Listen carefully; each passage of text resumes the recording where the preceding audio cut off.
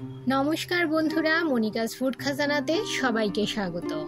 আজ আপনাদের জন্য নিয়ে চলে এসেছি নিরামিষ একটি দুর্দান্ত পনিরের রেসিপি। যারা নিরামিষ খান এইভাবে একবার পনির তৈরি করে খেয়ে দেখবেন।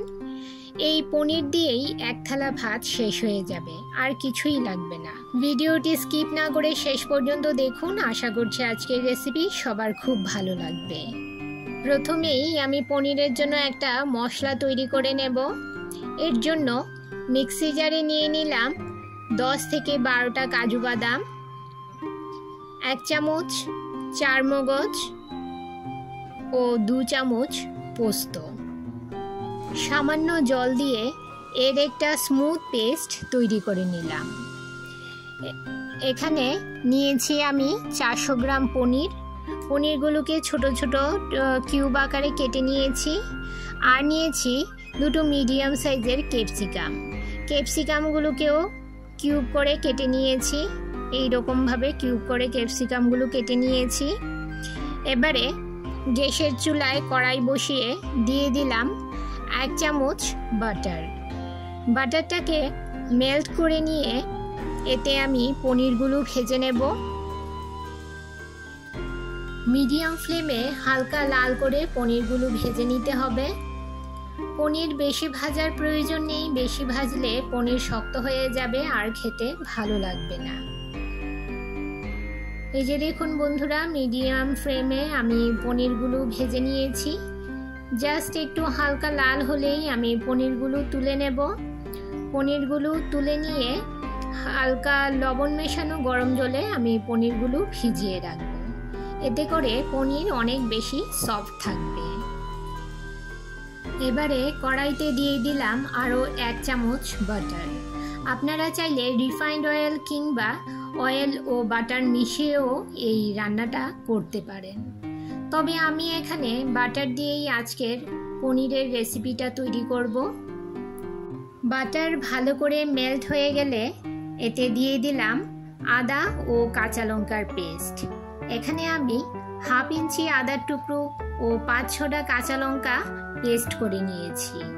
আদা ও কাঁচা লঙ্কার পেস্টটাকে 2 মিনিট মিডিয়াম ফ্লেমে ভালো করে কষিয়ে নেব। যতক্ষণ না আদার কাঁচা গন্ধ চলে যাচ্ছে ততক্ষণ এই পেস্টটাকে ভালো করে কষিয়ে নিতে হবে।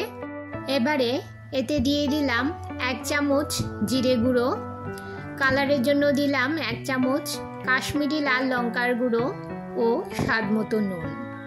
সমস্ত মশলা নেড়ে চেড়ে একসঙ্গে মিশিয়ে নিয়ে 2 মিনিট মিডিয়াম ফ্লেমে কষিয়ে নেব। বন্ধুরা, আমার চ্যানেলের রেসিপিগুলো যদি আপনাদের ভালো লেগে থাকে তাহলে একটা লাইক ও একটা কমেন্ট করে জানাবেন কেমন হয়েছে। আর আপনার একটা লাইক ও একটা কমেন্ট আমাকে আরও নতুন নতুন ভিডিও বানাতে অনুপ্রেরণা যোগায়। এই যে দেখুন, মশলাটাকে খুব ভালো করে কষিয়ে নিয়েছি আর মশলা থেকে তেল ছাড়তে শুরু করেছে। এবারে এতে দিয়ে দিলাম কাজু বাদাম, পোস্ত ও মগজদানার যে পেস্টটা তৈরি করে রেখেছিলাম সেই পেস্টটা দিয়ে মশলার সঙ্গে ভালো করে নেড়েচেড়ে মিশিয়ে নিয়ে আরও 2 মিনিট মিডিয়াম ফ্লেমে মশলাটাকে কষিয়ে নেব। আমি এই রান্নায় হলুদ ব্যবহার করিনি, আপনারা চাইলে হলুদ গুঁড়ো ব্যবহার করতে পারেন। নেড়েচেড়ে খুব ভালো করে মশলাটাকে কষিয়ে নিয়ে এবারে এতে দিয়ে দিলাম কিউব করে কেটে রাখা ক্যাপসিকামগুলো দিয়েও মশলার সঙ্গে নেড়েচেড়ে ভালো করে মিশিয়ে কিছুক্ষণ কষিয়ে নেব।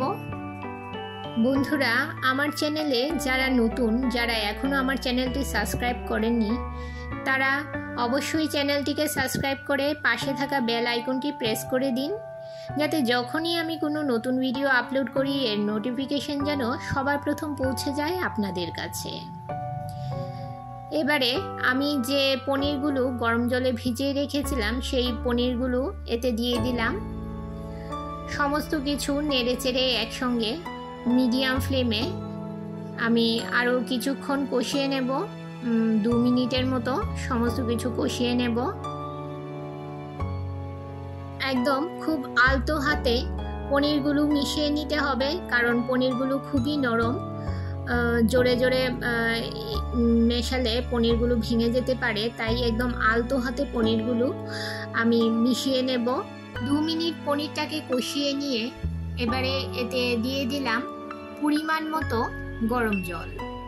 রান্নায় সবসময় গরম জল ব্যবহার করবেন, ঠান্ডা জল দিলে রান্নার স্বাদ কমে যাবে, তাই সবসময় গরম জল দেওয়ার চেষ্টা করবেন। গরম জল দিলে রান্নার স্বাদ বজায় থাকে। এবারে নেড়ে চেড়ে ভালো করে মিশিয়ে নিয়ে ঢাকা দিয়ে আমি এই পনিরটা মিডিয়াম ফ্লেমে 5 মিনিট রান্না করে নেব। 5 মিনিট পর দেখুন কত সুন্দর কালার এসছে। এই পনিরের রেসিপিটা দেখতে যতটা সুন্দর, খেতে ততটাই সুস্বাদু।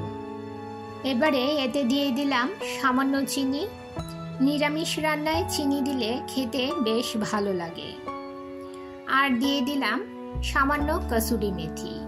কসুরি মেথিকে আমি হালকা রোস্ট করে নিয়ে এভাবে গুঁড়ো করে দিয়ে দিলাম। এখানে 1 চামচ কসুরি মেথি আছে। আর দিয়ে দিলাম 1 চামচের 4 ভাগের 1 ভাগ গরম মশলা গুঁড়ো। সমস্ত মশলা নেড়ে চেড়ে পনিরের সঙ্গে মিশিয়ে নেব।